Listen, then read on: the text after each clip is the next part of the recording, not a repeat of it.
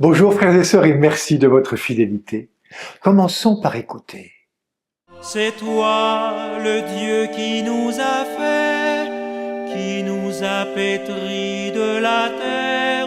Tout homme est une histoire sacrée, l'homme est à l'image de Dieu. Ton amour nous a façonnés, tirés du ventre de la terre.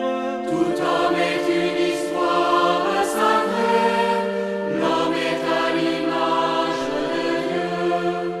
Tu as mis en nous ton esprit, nous tenons debout sur la terre. Tout homme est une histoire sacrée, l'homme est à l'image de Dieu.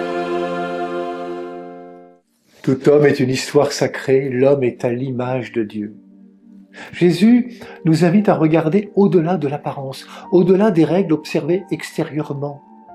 Il nous parle d'une justice du cœur, d'une pureté qui ne se mesure pas seulement à ce que l'on fait, mais à ce que l'on porte en soi. Dans un monde où tout se juge vite, opinions, gestes, erreurs, ces paroles résonnent comme un appel à désarmer nos cœurs avant nos mains. La colère, la rancune, la parole dure sont souvent les premiers signes d'un monde blessé. Jésus nous invite à les reconnaître, à les déposer avant de nous présenter à Dieu. Il ne s'agit pas seulement de ne pas tuer, mais de ne pas laisser mourir la relation. Aller vers l'autre, demander pardon ou offrir la réconciliation, c'est déjà vivre l'Évangile au quotidien.